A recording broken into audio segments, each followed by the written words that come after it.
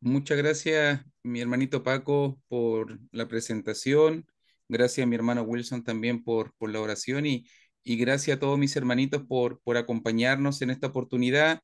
Normalmente la dinámica siempre es que hacemos una exposición y después vamos a dar un tiempo para preguntas, para comentarios, para observación. Así que la idea es que crezcamos juntos, que podamos mirar la escritura en cuanto a este interesante tema, un tema fascinante, donde hoy día en el mundo religioso hay mucho error, mucha especulación, muchas cosas que a veces confunden al cristiano y por eso es bueno poner los puntos claros, sobre todo en esta pregunta. Ya vamos varias semanas. Nuestro hermano Bob John también ha dado clases acerca de este tema y él va a continuar también con próximas clases en cuanto a la obra del Espíritu Santo. Así que lo digo como aviso por si quieren seguir aprendiendo de la doctrina del Espíritu Santo, la idea todos los martes en este mismo horario. Ahora,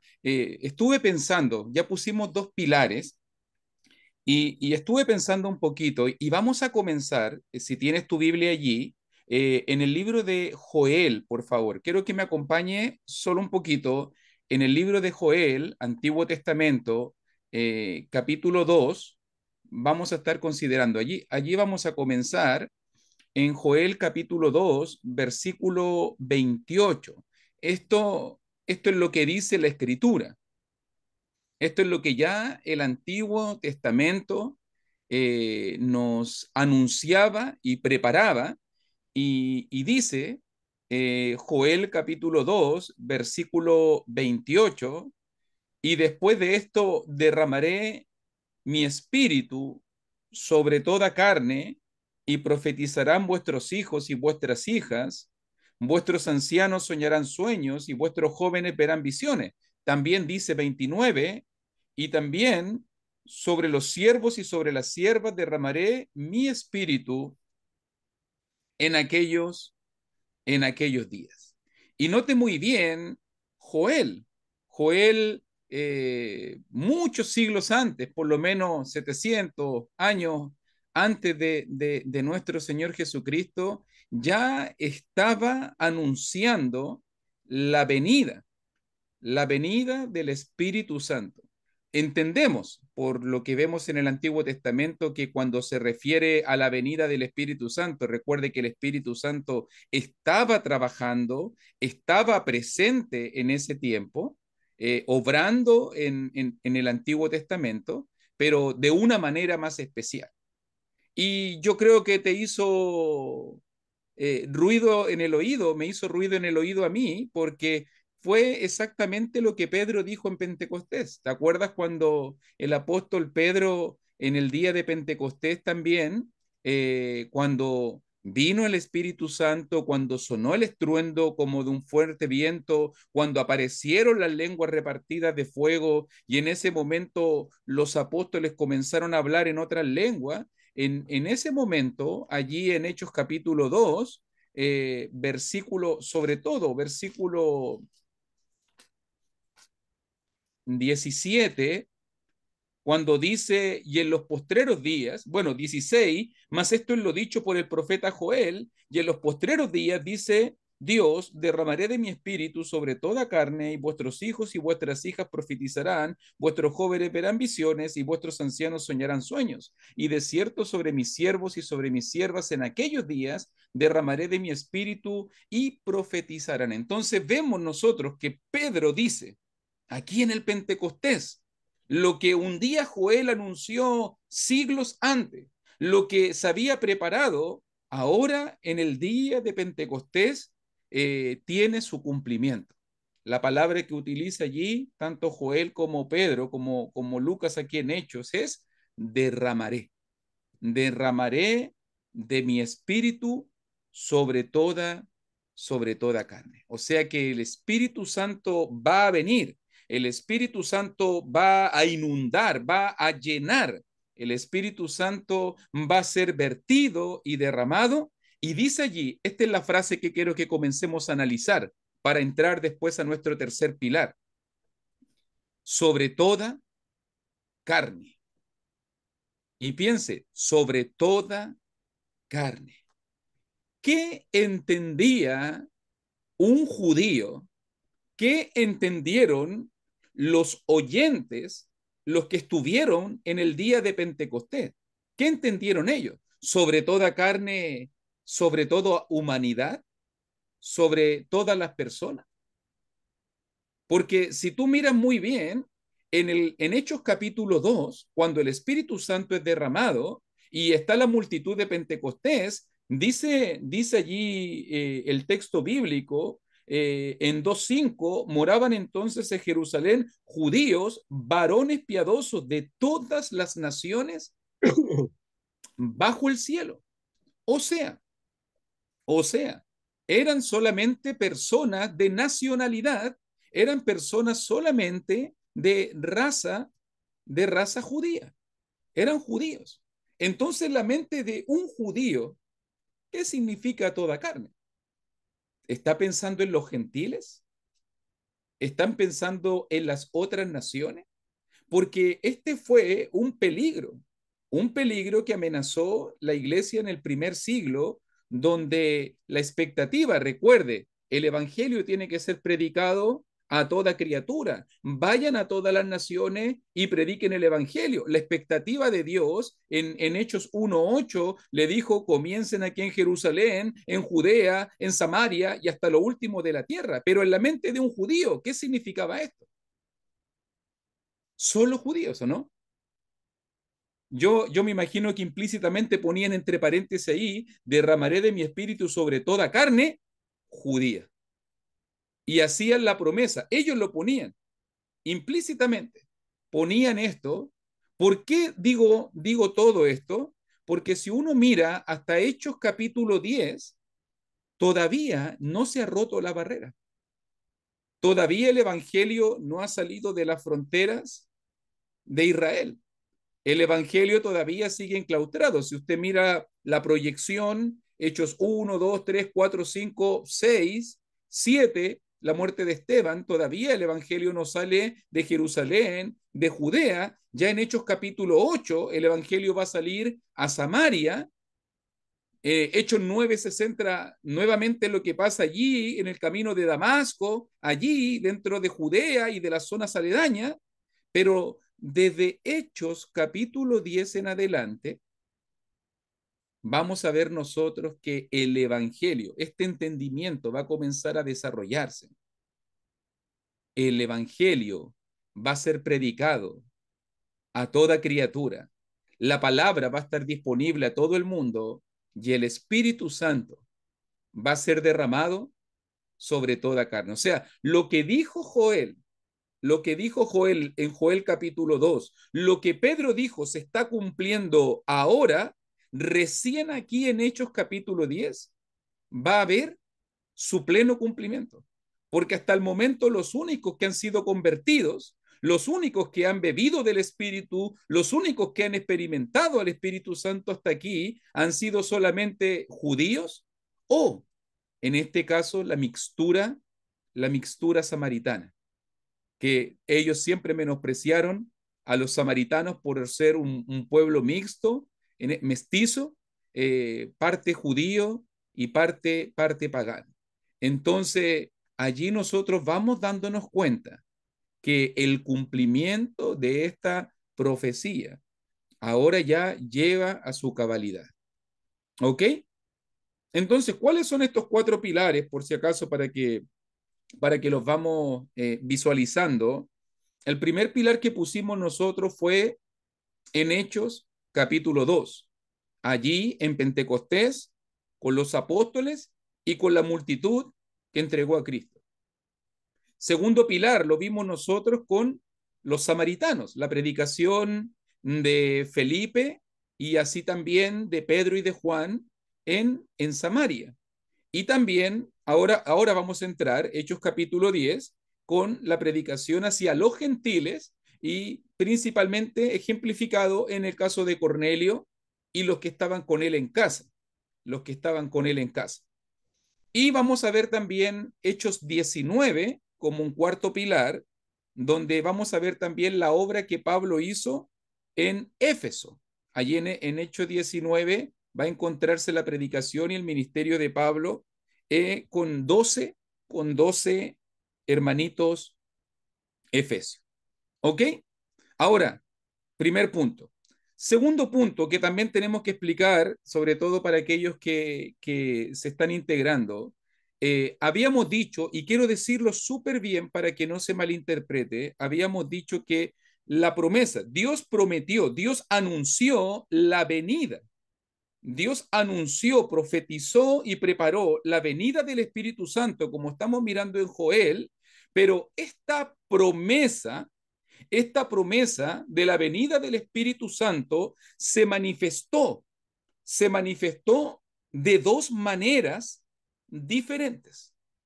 Y habíamos mostrado en Hechos capítulo 1 esas dos maneras, esas dos formas, cómo el Espíritu Santo se manifestó. Porque, por ejemplo, en Hechos 1 habíamos visto que hay una promesa de poder que tiene que ver con una manifestación externa, tiene que ver con dones, tiene que ver con milagros, tiene que ver con cosas externas, y hay interna, una manifestación interna. Entonces habíamos dicho correctamente para que no se malinterprete, la promesa del Espíritu Santo se manifiesta de dos maneras diferentes. Interno, la llenura, el bautismo; externa, el poder, la manifestación sobrenatural, los dones, las cualidades. ¿Y por qué separamos esto? Porque hoy en día en el mundo religioso, y vuelvo a decir lo que dije la clase pasada, en el mundo religioso no marcamos una distinción entre estos dos aspectos, y al no marcar esta distinción, por eso hoy en día muchos grupos religiosos siguen proponiendo la idea de manifestaciones de lengua, de profecías, de milagros y cosas sobrenaturales, porque no saben distinguir los aspectos de esta promesa, para decirlo de alguna manera, porque el Espíritu Santo hoy en día sigue presente, porque el Espíritu Santo es una promesa vigente para el cristiano, pero entendemos que el poder y las manifestaciones sobrenaturales tuvieron un propósito, tuvieron un momento, tuvieron un lugar, una ocasión, y ya se cumplieron los propósitos y ya no están vigentes para nosotros. Entonces, siempre tenemos que hacer esa separación de los dos aspectos, interno y externo, para darnos cuenta. Y eso es lo que va a pasar. Por ejemplo, en Hechos capítulo 2, vimos nosotros en versículo 4 de que vino el Espíritu Santo, fue derramado, eso es lo que nos dice allí, fueron todos llenos del Espíritu Santo, vino la llenura del Espíritu, vino el Espíritu Santo a morar en el interior de los apóstoles, y después dice versículo 4, y comenzaron a hablar en otras lenguas. O sea, vino la manifestación de poder. Primero vino la llenura, y esa llenura, lo interno provocó lo externo, y comenzaron a hablar en otras lenguas. En Hechos 8 también vimos que se predicó el evangelio por el varón Felipe, y allí en Hechos capítulo 8 se predicó la palabra y la gente fue bautizada.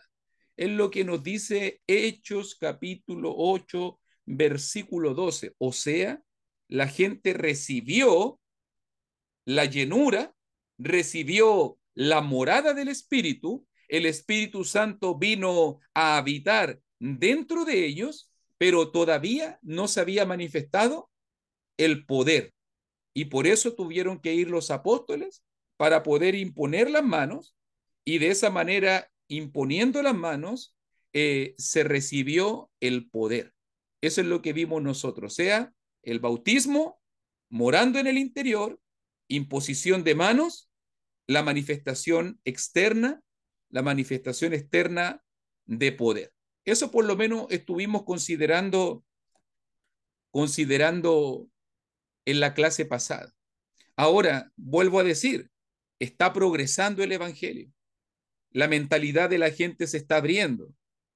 ya está llegando el evangelio a Samaria, algo que ya era medio gentil, mestizo, pero todavía habían barreras que tenían que ser eliminadas, borradas, derribadas. Y una de las barreras que tenía que ser borrada era el prejuicio racial. Los judíos no compartían con los gentiles. Los judíos no comían con los gentiles. Ni pensarlo. Predicarle la palabra. Ni pensarlos. Tenerlos juntos en la iglesia. Si ni siquiera hablaban, se trataban, se tocaban, los evitaban completamente. ¿Cómo Dios podía llevar a su cumplimiento el mandamiento, la gran comisión de predicarle a toda criatura? ¿Cómo Dios lleva a su cumplimiento de que el Evangelio pueda llegar a todas las naciones? Creo que Hechos 10 es el pilar y es el entendimiento y es donde Dios comienza a dar el punto de partida para poder dar un cambio de mentalidad en la iglesia y de entender que la palabra también es para todos. ¿Y a quién elige? El elegido es un centurión, el elegido es un hombre de guerra, un soldado romano, pero fíjese que dice allí en Hechos capítulo 10, versículo 1, la ciudad elegida fue Cesarea, allí mismo en el territorio de Israel, allí mismo que estaba ocupado por los soldados romanos, pero dentro de esa ocupación había un tremendo hombre, piadoso, dice versículo 2 de capítulo 10 de Hechos, temeroso de Dios con toda su casa, que hacía limosnas al pueblo y oraba a Dios siempre. Y el elegido fue Cornelio. ¿Cómo vamos a romper esta barrera? Él era un buen hombre. Incluso un ángel se le aparece, conocen la historia, un ángel se le aparece y le dice, envía a llamar, envía a traer un predicador, a Pedro. Él se encuentra en la ciudad de Jope y dice allí en Hechos 10:6, Él te dirá lo que es necesario que hagas. Por otro lado, Dios estaba preparando el contexto. Por un lado, Cornelio, el oyente, visitado por un ángel, allí recibió el mandato de mandar a llamar al predicador. Por otro lado, en la ciudad de Jope, Pedro, el predicador, también, ayudado por Dios, recibió una visión, un éxtasis. Y allí, en esta visión de tres partes, tú te acuerdas también de la historia, me imagino, Pedro mata y come, Pedro mata y come, y Pedro respondiendo, ninguna cosa común o inmunda he comido jamás, y Dios respondiendo, lo que Dios limpió, no lo llames tú común, y tres veces se hizo esto, y Pedro quedó intrigado. ¿Por qué Dios me está mostrando esta visión? ¿Por qué Dios me está hablando de los animales, cuadrúpedos, reptiles, aves? ¿Por qué Dios me está mandando a matar estos animales y a comer estos animales que incluso la ley antiguo testamentaria señalaba como inmundos? Por ejemplo, como los reptiles, como los reptiles. ¿Por qué me está pidiendo esto? Y ahí estaba el dicho de Dios, que ya tú conoces la historia. Lo que Dios limpió, lo que Dios limpió, no lo llames tú común. Así que Pedro, intrigado, perplejo por lo que pasó, de repente escucha que están llamando a la puerta y justo venían los soldados, los sirvientes de Cornelio. Él todavía preguntándose, ¿qué es, Señor? ¿Qué me estás enseñando? ¿Qué es esta visión de animales inmundos y que yo debo comer, debo matar y comer? Y allí el Espíritu Santo interviene y le dice a Pedro, desciende, levántate, desciende, no dudes ir con ellos, porque yo los he enviado. Y allí Pedro entonces entiende, algo Dios quiere. Me imagino que ve la gente que es, son soldados, son gentiles. ¿Qué está tratando de decirme Dios? Y tú conoces la escena, hacen el viaje, llegan a casa de Cornelio. Cornelio estaba esperándolo con toda su familia, con todos sus amigos cercanos. Allí estaba este hombre que lo esperaba con tanta reverencia y con tanto temor. Él había convocado incluso a sus parientes más íntimos, dice capítulo 10, verso 24. Y allí entonces Pedro entra en razón, comprende la visión, se da cuenta, nunca había entrado. Pedro irá a entrar a esta casa de un hombre gentil. Pedro irá a predicarle la palabra a estos paganos. Y dice allí en verso 28, vosotros sabéis cuán abominable es para un varón judío juntarse o acercarse a un extranjero, pero a mí me ha mostrado Dios que a ningún hombre llame común o inmundo, por lo cual al ser llamado vine sin replicar. Así que pregunto, ¿por qué causa me habéis hecho venir? Y aquí Dios ya cuaja todo este plan. Había unido al oyente que había recibido el ángel para dar la orden de hacerlo venir, la visión que le mostró a Pedro y le dio el entendimiento. Y ahora estaban todos allí reunidos en la presencia de Dios, como lo dijo Cornelio, tú has hecho bien en venir, ahora pues todos estamos aquí en la presencia de Dios para oír todo lo que Dios te ha mandado. Es lo que dice versículo 33. Y en verso 34, entonces Pedro, abriendo la boca, dijo, en verdad comprendo que Dios no hace acepción de persona, sino que en toda nación sagrada del que le teme y hace justicia. Imagínate, 10 capítulos. La orden que dio en Mateo 28, vayan a todo el mundo a predicar. La orden que dio en Marcos 16, prediquen el evangelio a toda criatura. Recién Pedro está comprendiendo, Señor, era para todos.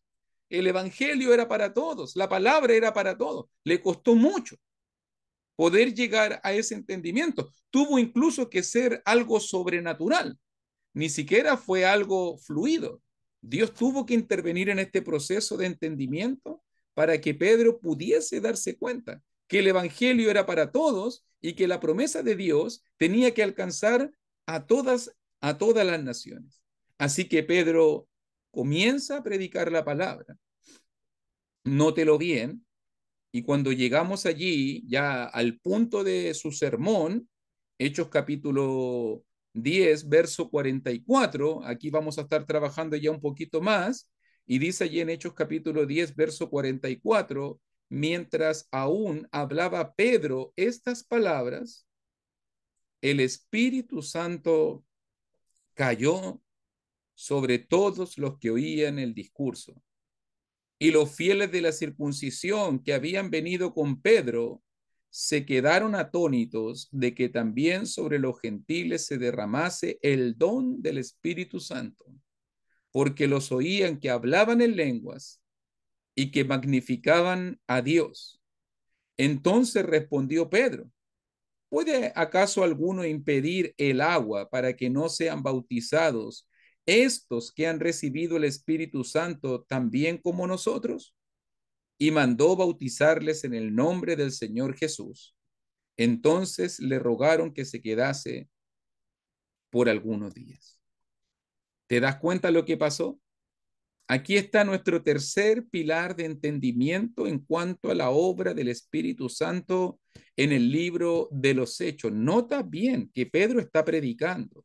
Nota bien que Pedro está anunciando la palabra y mira la palabra que describe lo que sucedió. Versículo 44, el Espíritu Santo cayó. El Espíritu Santo cayó, o sea, descendió. El Espíritu Santo vino, el Espíritu Santo vino para que lo veas bien. Y en versículo 45, por si acaso Pedro se cercioró, vamos a ver en capítulo 11 que fueron seis hermanos de la circuncisión, 6 hermanos cristianos, pero de origen judío, que acompañaron a Pedro, porque Pedro necesitaba testigos. Recuerde el prejuicio racial. Pedro sabe que puede haber problemas por esto, así que Pedro se cercioró y le pidió a hermanos que le acompañaran para poder ver esto, y todos los fieles de la circuncisión, o sea, cristianos de origen judío, que habían venido con Pedro, se quedaron atónitos de que también sobre los gentiles se derramase el don del Espíritu Santo. ¿Qué recibieron ellos? Si lo miramos muy bien, ¿qué recibieron ellos? Por nuestro entendimiento, mis queridos hermanitos, la pregunta, ¿a qué se refiere aquí cuando habla el don del Espíritu Santo? ¿Qué recibieron ellos? ¿Recibieron el Espíritu Santo morando dentro de ellos? ¿O recibieron la manifestación de poder? Recuerde que esta es una intervención soberana de Dios. Dios hace como Él quiere. Es una intervención soberana de Dios. Pero, ¿qué recibieron ellos? ¿Recibieron la presencia del Espíritu Santo dentro de sí? ¿O recibieron el poder del Espíritu Santo? Y por lo que vemos en versículo 46, dice allí versículo 46, porque los oían que hablaban en lenguas y que magnificaban a Dios. ¿Te das cuenta que recibieron ellos? ¿Qué recibieron ellos? El poder. El poder. La manifestación exterior. Dones. Lenguas. Recibieron el poder del Espíritu Santo. ¿Y por qué te digo esto y hago la separación? Porque después de eso, versos 47 y 48, vemos que Pedro manda. Pedro pregunta en cuanto a impedir el agua del bautismo, estos que han recibido el Espíritu Santo también como nosotros, pero mandó bautizarles en el nombre del Señor Jesús. Y recuérdese que en Hechos 2:38 y Hechos 2:39 se nos dijo que cuando somos bautizados en el nombre de Jesucristo para perdón de los pecados, recibimos el don del Espíritu Santo. Y dice 39, porque para vosotros es la promesa, para todo, para vuestros hijos, para todos están lejos, para todos cuantos nuestro Dios llamare. Entonces, ¿recibieron ellos la morada del Espíritu antes de bautizarse? Entendemos que no. Lucas no se contradice, ni la palabra de Dios se contradice. Entonces entendemos que en este caso específico, aquí en Hechos capítulo 10, ellos recibieron primero la manifestación de poder, y después de recibir la manifestación de poder, entonces, ellos fueron bautizados en el nombre de Jesús, dice versículo 48. Entonces obedecieron el Evangelio, y al obedecer el Evangelio, al arrepentirse y bautizarse, fueron perdonados sus pecados y recibieron la presencia, la morada, el regalo del Espíritu Santo viviendo en su ser. ¿Se da cuenta? Separación. Vemos que hay una separación entonces entre el poder y la presencia o la morada del Espíritu. En la clase pasada nos preguntaba un hermano y nos decía, ¿hay ejemplo, hay manera de ver como estas promesas separadas? Bueno, fíjese que aquí, por ejemplo, en Hechos 8 se recibió solamente el Espíritu Santo, pero tuvo que imponerse las manos para recibir poder. Ahora en Hechos capítulo 10 vino primero el poder y tuvieron que bautizarse para poder recibir la morada del Espíritu Santo. Pero ahí está, nuevamente, separada separadas ambas promesas. Ahora, algo que me llamó la atención, que estuve desarrollándolo en la semana mientras preparaba esta lección, son el entendimiento de las palabras, porque me puse a mirar en el interlineal, me puse a mirar las palabras que se utilizaron. Y por ejemplo, allí en Hechos 10:44, cuando se habla de caer, el Espíritu Santo cayó, es la misma palabra en el idioma original, es la misma palabra que 8:16. Es la misma palabra. Eh, voy a decirlo, aunque es irrelevante, pero es epepesen. Epepesen es la palabra que se usa en 10:44 y es la misma palabra que se usa en 8:16 cuando se habla de que porque aún no había descendido sobre ninguno de ellos el Espíritu Santo, sino que solamente habían sido bautizados en el nombre de Jesús. Y cuando estaba mirando en el diccionario ahora, cuando estaba mirando ya en el significado de esta palabra, pepesen, me di cuenta algo muy importante, porque la palabra caer ahí, descender en 8:16, caer en 10:44, eh, literalmente significa caer encima o sobre, o sea, algo que fue derramado, algo que ya estaba vertido, algo que ya estaba vertido, diríamos en Chile que chorrea y que chorrió y cayó encima de algo. Esa es como la idea, como que se derramó el vaso y cayó y manchó, diríamos de otra forma. O sea que ya había sido vertido, que ya había sido derramado el contenido y el efecto que provocó en otras cosas, para poder entender la idea de que el Espíritu Santo, ¿cuándo fue derramado? El Espíritu Santo fue derramado en Pentecostés, el vaso fue vertido en Pentecostés, pero los efectos de ese derramamiento todavía seguían manchando, afectando, humedeciendo en otras ocasiones.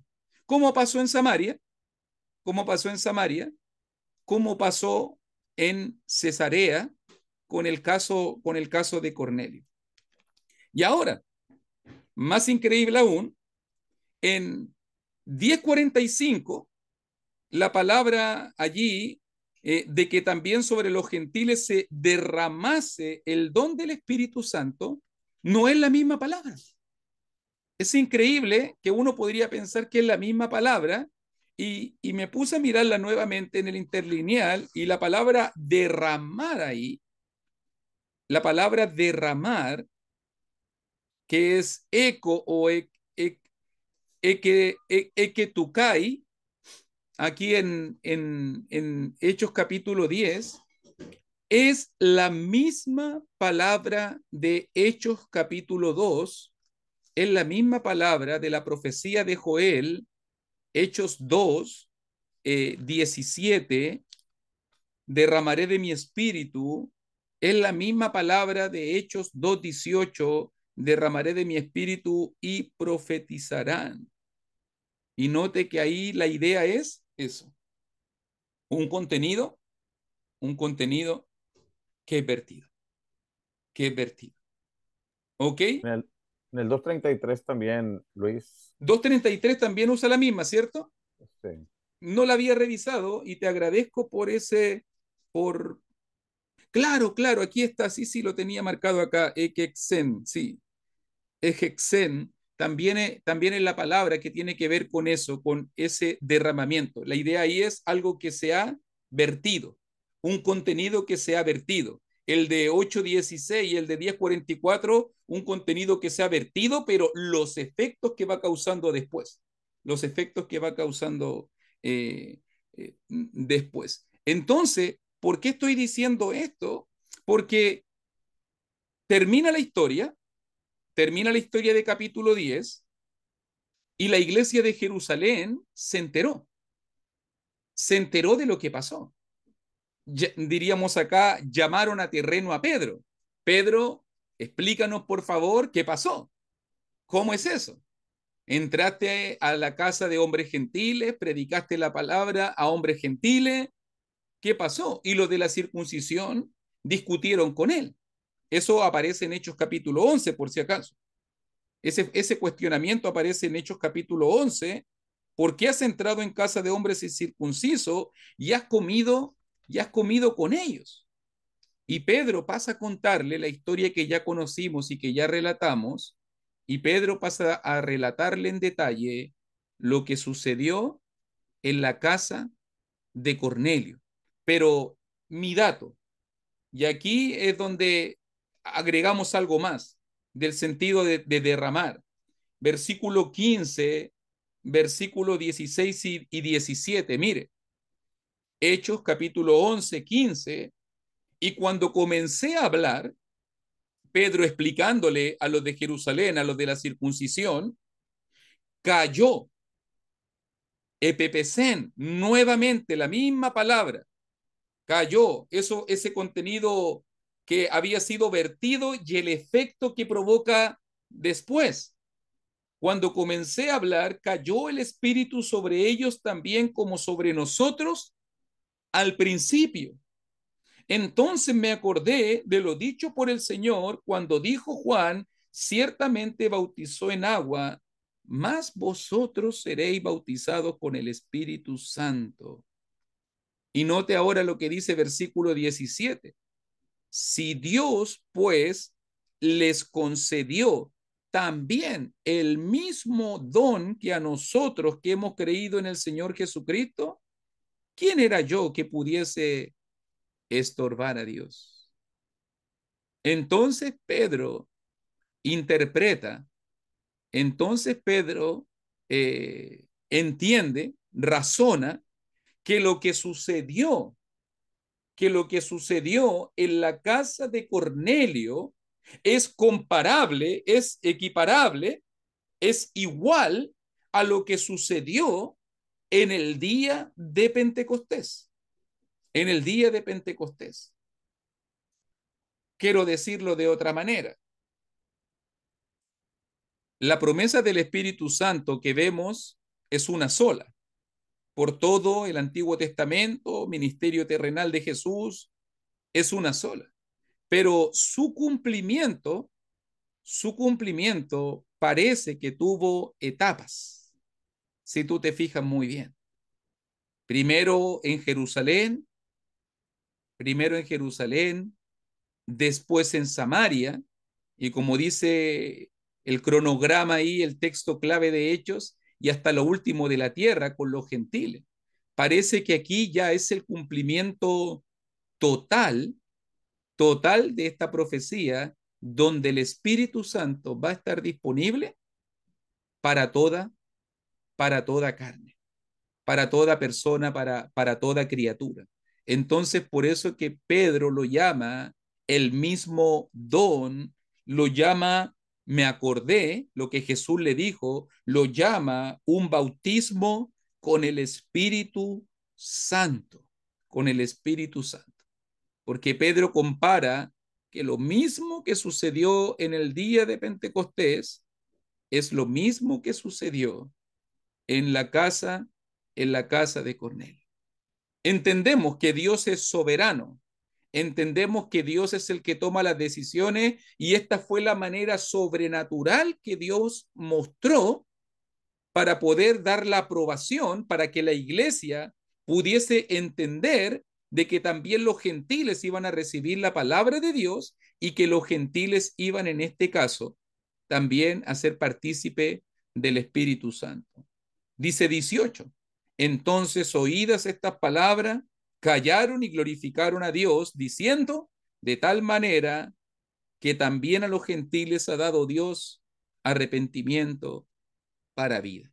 Y desde aquí en adelante, desde este momento en adelante, ya después Hechos 11:19 en adelante, la predicación en Antioquía de Siria, y así vamos a ver cómo el Espíritu Santo comenzó a hacer su obra, comenzó a ser derramado, expandido por todas las naciones, comenzando desde el varón Cornelio, este gentil, ya el Espíritu Santo va a estar disponible a toda, a toda carne. Entonces, fíjese, lo que pasó en Hechos 2, vino el Espíritu Santo, les dio dones. Lo que pasó en Hechos capítulo 8, se bautizaron primero, fueron llenos del Espíritu, después se impusieron las manos para recibir el poder y ahora en Hechos 10 vino primero el poder y después fueron bautizados para poder, en este caso también, que el Espíritu Santo esté morando dentro de ellos. ¿Ok? Creo que hay algunos comentarios dentro del chat, ¿cierto? Creo que... Ok, ok. Dice nuestro hermano, ¿qué opinas tú sobre el poder y el don del Espíritu Santo? Estuve analizando la palabra don, y por lo menos en el Nuevo Testamento la palabra don se usan dos palabras. Por ejemplo, una de ellas es dorea, y el dorea literalmente significa regalo. Dorea significa regalo. Y la otra palabra don viene de caris o carisma, de allí vienen los carismas, y tiene que ver con cualidades, habilidades, talentos, cosas que Dios desarrolla. Eh, Normalmente en el entendimiento de Pablo,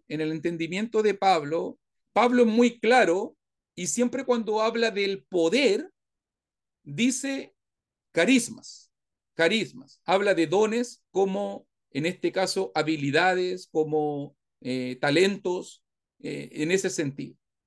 Pero Lucas lo estuvo analizando en los distintos pasajes, en Hechos 2, Hechos 8, Hechos 10, cuando habla del Espíritu Santo y el don del Espíritu Santo, principalmente se refiere a el regalo, el regalo. Entonces, el poder tiene que ver con habilidades. Cuando habla de poder, tiene que ver con dones, con talentos, con capacidades. Y cuando habla principalmente del don del Espíritu Santo, significa del regalo, o sea, que Dios le da el Espíritu Santo. Como en Hechos 2:38, Dios da el Espíritu Santo morando en el interior del hombre, morando en el interior del hombre. Aquí también se menciona el don del Espíritu Santo también en 10:45, y la idea allí tiene que ver con el regalo del Espíritu Santo. No está hablando explícitamente de la morada interna, porque estamos viendo manifestaciones externas, pero ahí la idea se ve como el regalo. El Espíritu Santo, el regalo, vino, vino aquí a dar regalos. Y en este caso específico, el regalo fue eh, lenguas, el regalo fue otros idiomas, el regalo fue manifestaciones sobrenaturales. Pero eso, generalmente en el entendimiento de Lucas es eso, un don, un regalo, algo ofrecido. A veces se refiere a lo interno, a veces se refiere a lo externo. Pablo es más claro porque separa las palabras y Pablo pone carismas cuando se refiere a lo externo, y cuando se refiere a lo interno pone dorea. Pero es la misma idea. Recuerde que hemos dicho que son la misma promesa, pero mostrada desde dos perspectivas, manifestaciones diferentes. Una una manifestación interna, la presencia del Espíritu Santo, una manifestación externa, los dones, las habilidades, las capacidades que el Espíritu Santo bendice. En este caso, los talentos. Los talentos. ¿Ok? No sé si hay algún comentario aquí. Tercer pilar, por lo menos ya esta sillita le pusimos tres patas, ya no se nos cae. La semana pasada tenía solo dos y estaba endeble, pero ahora ya por lo menos tenemos tres patitas y ya puede estar un poquito más firme la silla. Eh, ¿Algún comentario, algún aporte de Hechos capítulo 10 o pregunta, mis hermanitos? Puede levantar su manito si es pregunta, o los hermanitos que quieran hacer algún aporte. Hermano, Dios lo bendiga. Hermano Rodrigo Altamirano. Una pregunta ahí que estaba observando ahí en Hechos 2:38, donde Pedro dice que la promesa es para todos, para los que están cerca, los que están lejos, para vosotros, y etcétera, ¿verdad? Claro, Él estaba diciendo esas palabras, pero como que no las comprendía todavía, porque en Hechos 10, allá donde Cornelio hasta entonces comprende esas mismas palabras que dijo él. claro. O sea, decía las palabras, pero todavía no las comprendía. ¿Cómo me puedes explicar un poco de eso? Tú lo dijiste de una manera correcta. Creo que tenemos Ajá. que entender que es un proceso de transición. Tiene que haber sido, yo lo explico de esta forma, tiene que haber sido súper difícil para ellos. Recuerde que estamos allí en los deslindes, en la transición del antiguo pacto a un nuevo pacto. Y tiene que haber sido muy difícil para ellos, siendo judíos toda la vida, habiendo ido al templo, habiendo ofrecido la adoración, siendo celosos de las festividades, yendo a la sinagoga, haciendo todo lo más posible, como lo dijeron en Hechos 15, siendo celosos de la ley, siendo celosos de la ley. Y vino Cristo en un ministerio breve dentro del entendimiento antiguo testamentario, 3 años y medio, dentro de cientos o miles de años, y en esos 3 años Cristo predica el Evangelio, muestra la plenitud del Evangelio, muere por nosotros. 50 días después viene el Espíritu Santo y hay un cambio de ley, hay un cambio de pueblo, hay un cambio de mentalidad, y esa transición les costó mucho.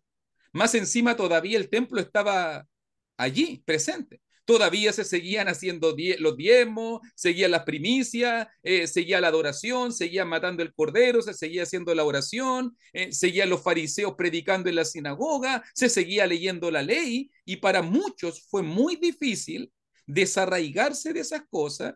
Y usted va a ver hasta Hechos 21 que cuando Pablo va a visitar la iglesia de Jerusalén, los ancianos se jactaban con Pablo de que había muchos judíos que se habían convertido en cristianos y que todavía eran celosos de la ley. Y yo digo, ¿cómo?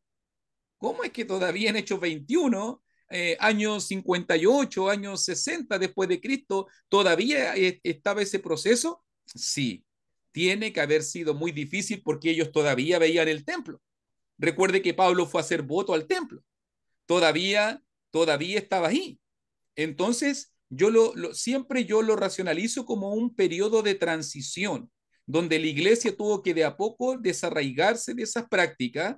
Por eso es que me imagino que los cristianos de origen judío que nacían en Jerusalén se circuncidaban, guardaban ciertas respeto por ciertas tradiciones de los padres y lo hacían con normalidad y no lo veían como algo. Decían, pero si Dios siempre lo aprobó, ¿por qué ahora Dios lo va a desaprobar? Si siempre lo hacíamos, ¿por qué ahora no vamos a hacerlo?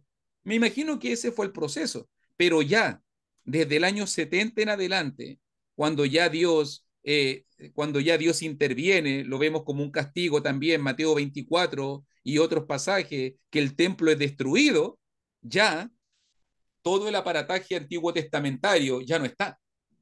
Ya Israel casi desaparece como nación y ya todo lo externo, el templo, el sacerdocio, las ofrendas y todo eso desapareció, y ya ahí la iglesia pudo tener una visión más clara, mucho más desentendida, desarraigada de lo que era Israel y el Antiguo Testamento. Pero aquí estamos en el proceso. Aquí estamos en el proceso donde todo esto recién Dios está como mostrándole y enseñándole, cambiando. Para nosotros hoy en el día, en el siglo XXI, no hay problema, no hay competencia. Hoy día miramos claramente hacia el frente, pero para ellos fue difícil mirando. Tú me dices que la ley, imagínese un cristiano predicándole de los dos pactos. No, si hay dos pactos y el primer pacto terminó. ¿Cómo que terminó? Si están matando, ahí mismo están matando animales. ¿Cómo es eso? ¿Cómo es eso? Entonces, fue algo difícil. Fue algo Gracias, mi amado difícil. hermano. Y me alegro verlo de nuevo, oiga. Que Dios me lo bendiga. Un fuerte abrazo de lo lejos. Dios me lo Bendición, bendiga siempre. bendiciones, mi hermanito. Hay otra pregunta también, y qué bueno que hicieron esta pregunta, porque el otro día cuando estaba dando la clase, mi hermano Bob también dijo que iba a entrar a este punto y explicó algunas cositas. Eh, es bueno, es bueno explicarlo bien, porque muchos hoy en día dicen que que los dones del Espíritu Santo cesaron. Así lo dicen. Y cuidado con esa frase, es peligrosa, porque estaríamos diciendo con esa frase que el Espíritu Santo ya no da dones espirituales, cuando Pablo dice que hay muchos dones. En Romanos 12, Primera de Corintios capítulo 12 y en muchos otros pasajes. Entonces, yo distingo de una manera que habían dones sobrenaturales. Por ejemplo, el don de lengua, la capacidad sobrenatural de hablar en otro idioma, la profecía, la ciencia, el conocimiento de cosas escondidas, la interpretación de espíritu, no sé, los milagros, las sanidades, las señales y muchas cosas que pasaron en el tiempo del Nuevo Testamento fueron de una manera sobrenatural, fueron capacidades extraordinarias, pero que tenían un propósito específico. Confirmar la palabra, no me acuerdo que mi hermano explicaba, ¿cierto? Daban un respaldo, revelaron la palabra de Dios también, muchos de los dones como la ciencia, la profecía, las lenguas, revelaron la palabra, pero cumplieron su propósito. Capacitaron a la iglesia, le entregaron capacitación, pero al cumplir su propósito, cesaron. Y por lo menos Pablo en Primera de Corintios 13 y otros pasajes que se pueden inferir nos dicen que hubo ciertos dones que cesaron, ¿cierto?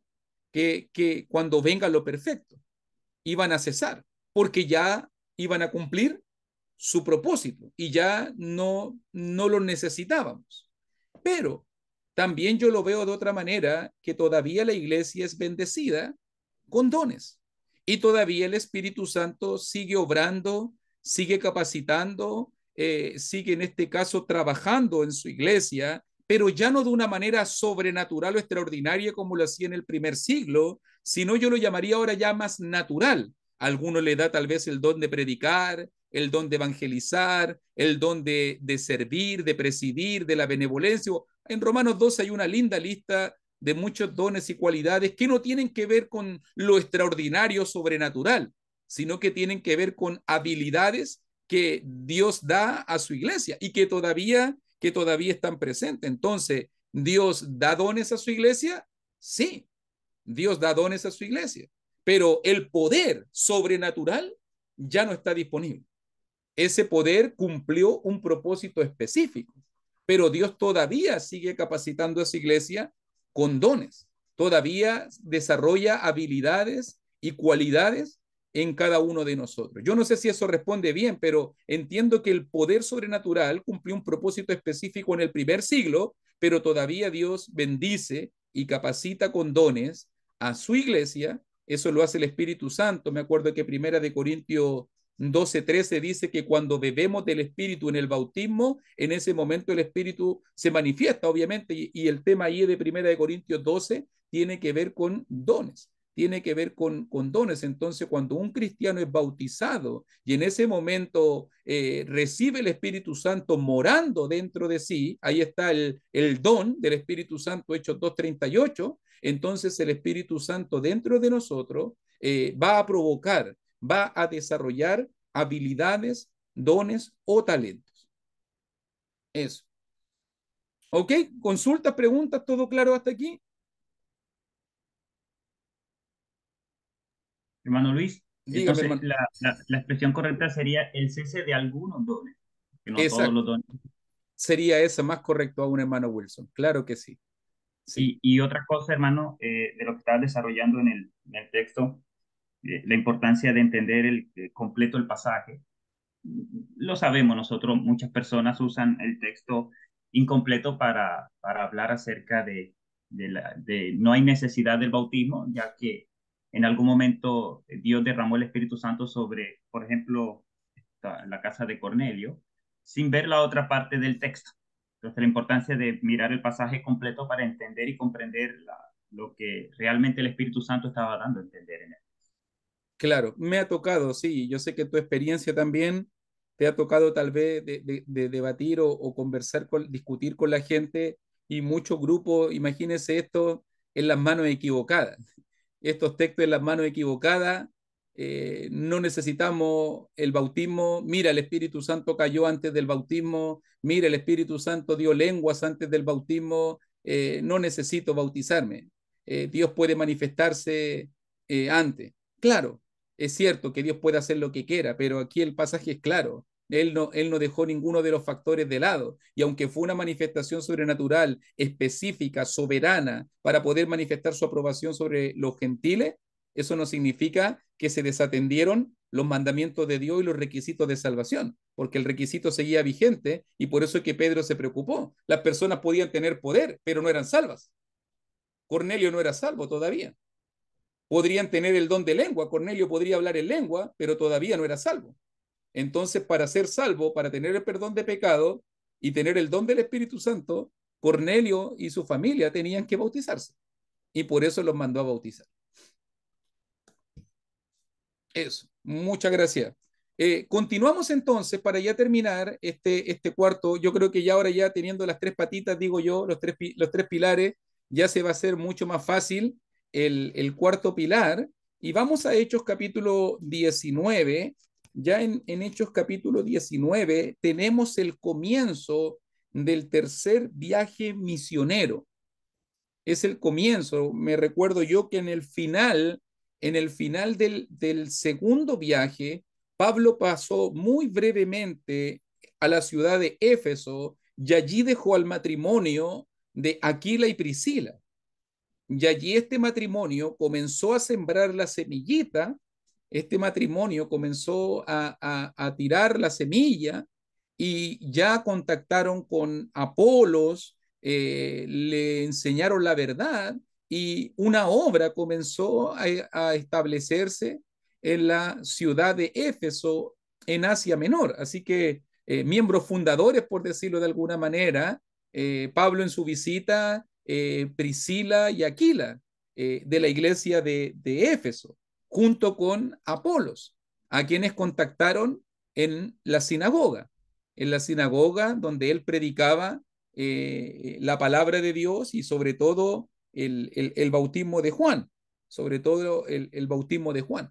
Pero ya cuando Pablo comienza, comienza su tercer viaje misionero, nos dice allí en Hechos capítulo 19:1, aconteció que entre tanto que Apolos estaba en Corinto, Pablo, después de recorrer las regiones superiores, vino a Éfeso y hallando a ciertos discípulos. Note, y ahí está, ciertos discípulos. Y Pablo hace una pregunta. Les dijo, ¿recibiste el Espíritu Santo cuando creísteis? Y ellos le dijeron, ni siquiera hemos oído si hay Espíritu Santo. Entonces dijo, ¿en qué pues fuiste bautizados? Ellos dijeron, en el bautismo de Juan. Dijo Pablo, Juan bautizó con bautismo de arrepentimiento, diciendo al pueblo que creyesen en aquel que vendría después de él, esto es en Jesús el Cristo. Cuando oyeron esto, fueron bautizados en el nombre del Señor Jesús. Pero note ahora, versículo 6.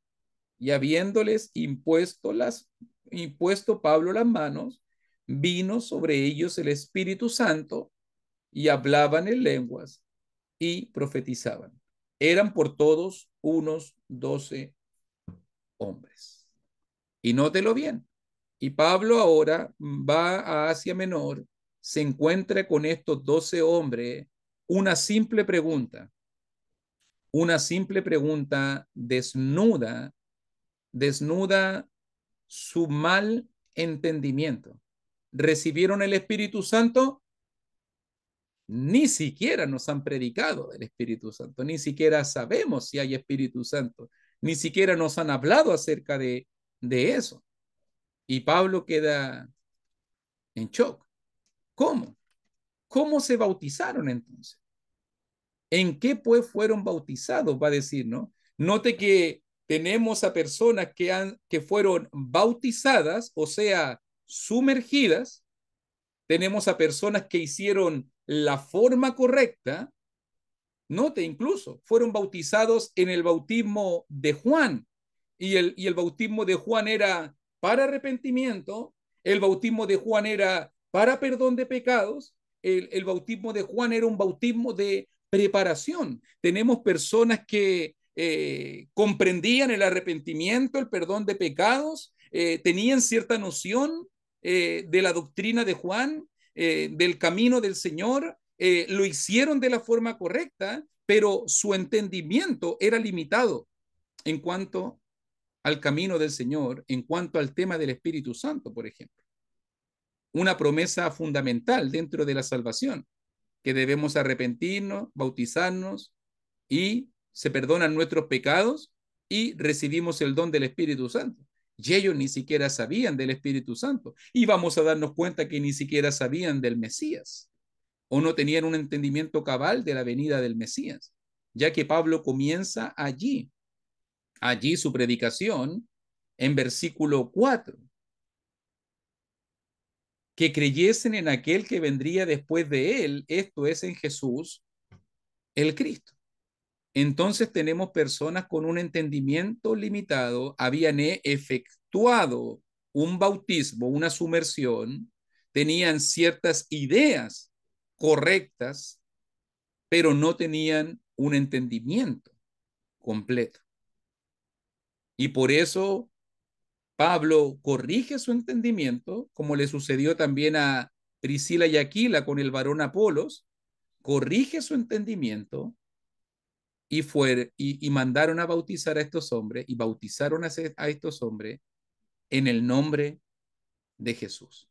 Entonces, note, no es accidental bautizar en el nombre de Jesús, que dice aquí en 19:5, acuérdese también en Hechos 10 recién, cuando mirábamos allí en el 48, los mandó a bautizar en el nombre de Jesús, exactamente la misma idea, mandó a bautizarles en el nombre del Señor Jesús, para poder entender eh, lo que dice Hechos 2:38, ¿cierto? Y allí, y allí ellos entonces recibieron el don, recibieron la presencia, recibieron la llenura, podríamos decirlo también, recibieron la presencia del Espíritu Santo morando dentro de ellos internamente, pero Pablo impuso sus manos, como en Hechos 8, Pedro y Juan, como en Hechos 8, y ahora impuso las manos Pablo sobre estos 12 varones y vino sobre ellos el Espíritu Santo. Ahora entendemos el poder del Espíritu Santo. El poder del Espíritu Santo. ¿Y por qué sé eso yo que es el poder del Espíritu Santo? Porque mira el resultado, verso 6. Y hablaban en lenguas y profetizaban. Manifestación externa. Manifestación externa. Si te das cuenta. Interna, bautizándose. Externa, lenguas y profecía.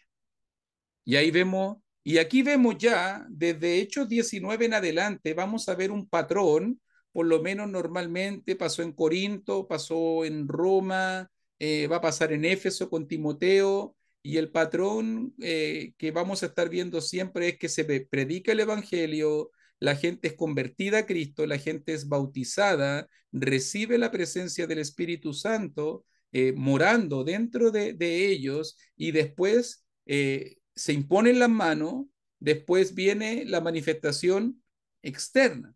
Vienen los dones, vienen las capacidades, vienen las habilidades, los talentos.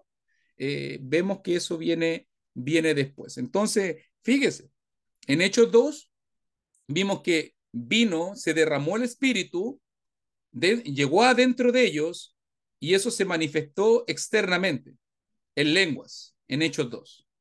De lo interno hacia lo externo.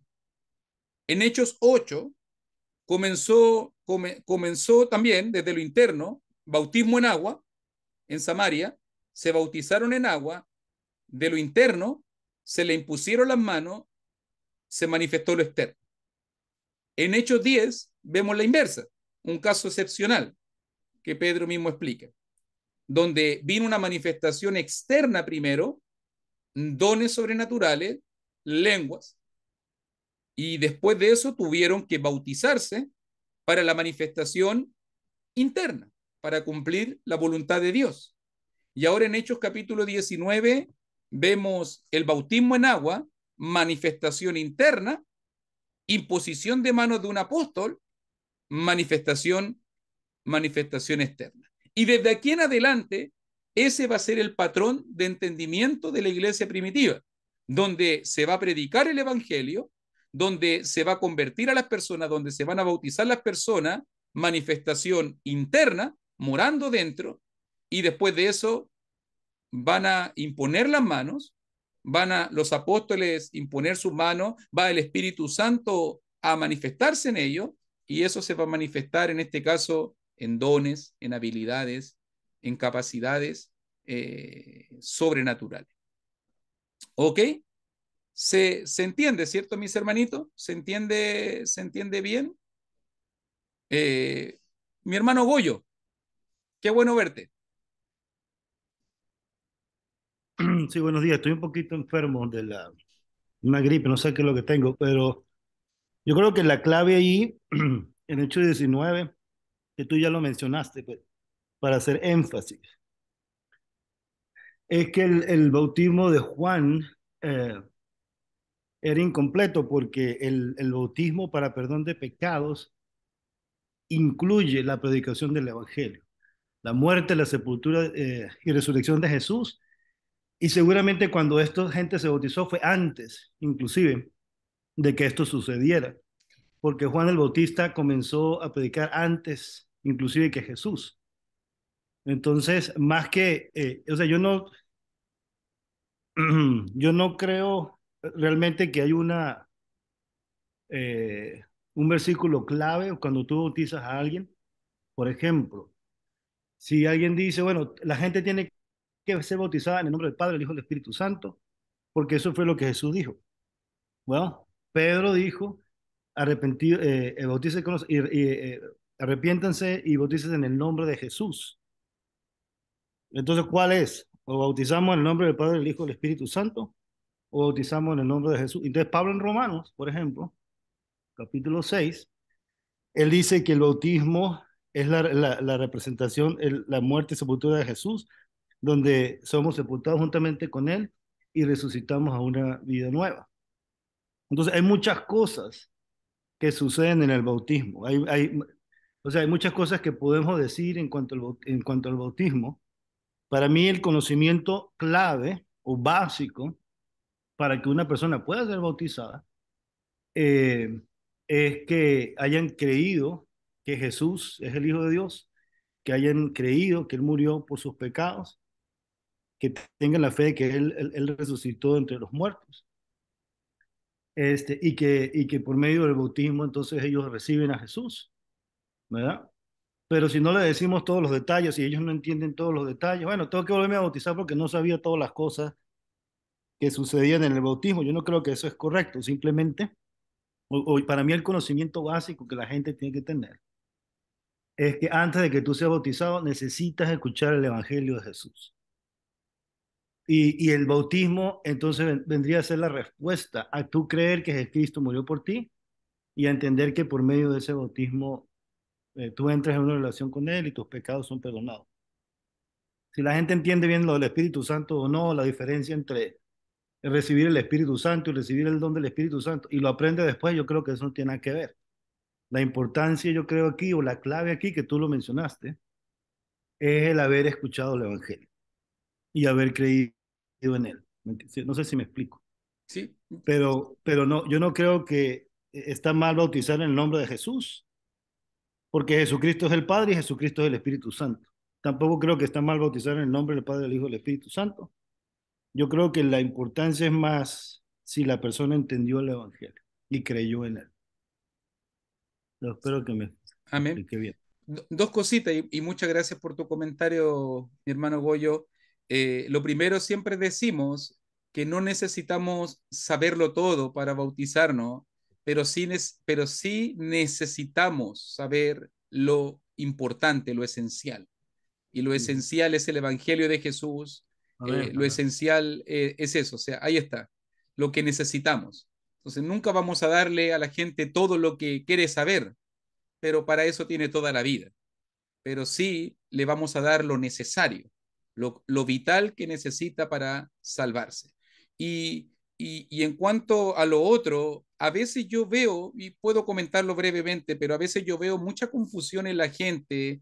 Hermano Luis, explíqueme, ¿es válido el bautismo en el nombre de Jesús, en el nombre del Padre, del Hijo y del Espíritu Santo? Y la gente hace tanto problema por una fórmula, como que si hubiese una fórmula de palabras repetitivas, que eso me va a decir es más correcto mi bautismo que el otro. Y yo lo primero que le pregunto a la gente cuando me hace esa pregunta es, ¿cuál es tu entendimiento de Dios? Eso es lo primero. ¿Cuál es tu entendimiento de la naturaleza de Dios? Porque al decir, me bautizo en el nombre del Padre, del Hijo y del Espíritu Santo, estoy hablando de la deidad, de todo lo que es Dios, ¿cierto? De la deidad. Y la pregunta es, ¿y Jesucristo es parte de la deidad? Sí, bautizar en el nombre de Jesús, entonces bautizar en el nombre de la deidad, ¿cierto?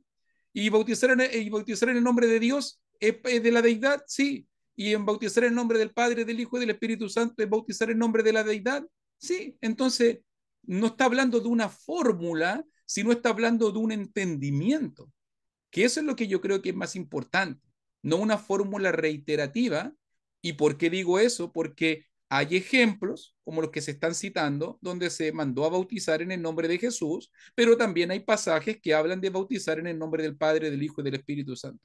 Y ambos son válidos y no se contradicen y no se contraponen y no están hablando de aspectos diferentes, están hablando de lo mismo, están hablando de lo mismo, de la divinidad. Entonces, la base autoritaria, lo que le da solidez, fundamento a nuestro bautismo, es la divinidad. Y ya sea Jesús, el Espíritu Santo, Dios el Padre, está hablando exactamente de lo mismo. El punto es que a veces la gente quiere separar y quiere pensar, ah, no, Jesús. Ve que hay algunos que dicen solo Jesús y creen que Jesús es solo. Otros menosprecian al Espíritu Santo y no lo ponen en el nivel de la deidad y lo creen como decíamos en la primera lección de quién es, lo ponen como una fuerza activa, como la luz eléctrica, como la electricidad y lo menosprecian a un punto menor. No, es la divinidad.